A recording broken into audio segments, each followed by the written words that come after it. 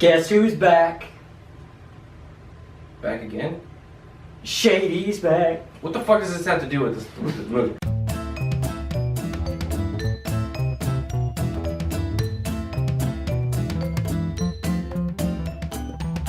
Kubo! And two strings. Whoa, bro.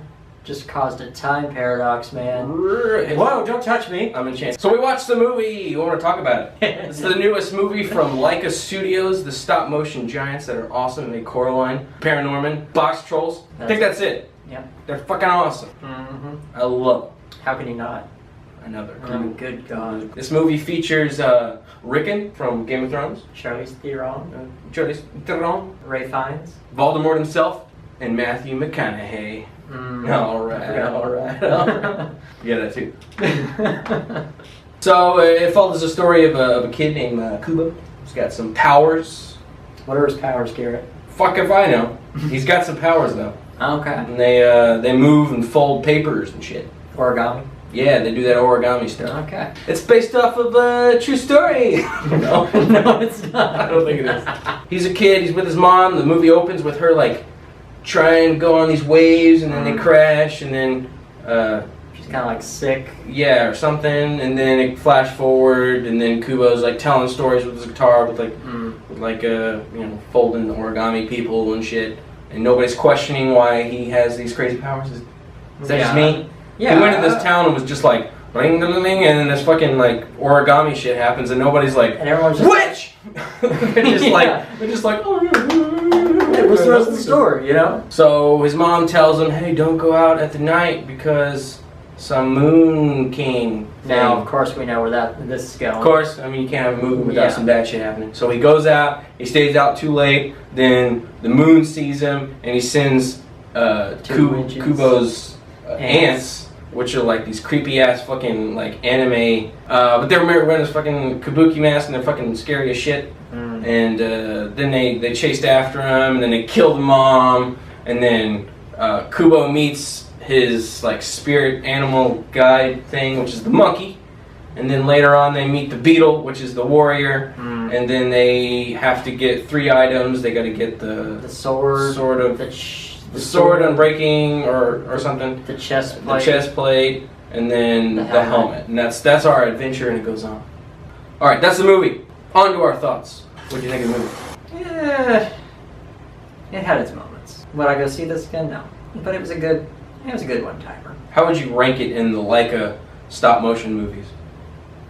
Oh, well, if it's stop motion, then it's about an 8. It's beautiful. Yeah, it's stop motion is just freaking. I like stop motion more than 3D.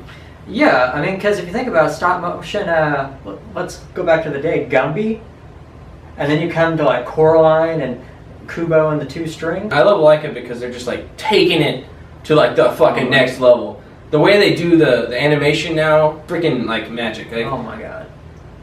That's what I like about stop motion over 3D animation, is that there's like you can almost feel the realness of it. Yeah, because that happens. Imagine how long it takes to make those things. Like this. Yeah, that's like. Is literally like, yeah. On technicality, the movie is just amazing. Like, oh yeah, you know, of course. The animation's great. We know because it's like a special effects were good. The 3D, like the CG that is in the movie, because there is some they use some, you know, like effects and visual effects and stuff. Those were great. How do you feel about the story? What do you think about that? It was there was a lot of plot holes. It was just kind of like, you just gotta ride with it like one of his origami papers. Yeah, I felt like this movie could have been, the story at least would have been better if it was a little bit longer and some of the scenes had a little bit more time to like flesh out.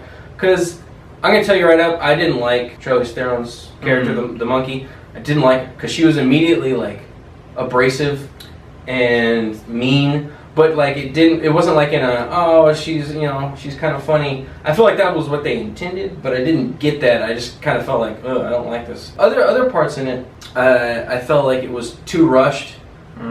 Like whenever he meets the beetle, the monkey and the beetle like hate each other. Well, I mean the monkey hates the beetle like right off the bat. But then like 2 scenes later, she's already like she's like head over heels. And yeah, okay with she's him. all like, "Oh, please be safe" or whatever. That kind of goes into the spoilery part towards the end, but it just didn't feel natural to me whenever they did that. They got some flaws. All in all, I love the way the movie looks, and it's a masterpiece visually, but the story is very lacking, and I wasn't engaged in the story as much as I wanted to be.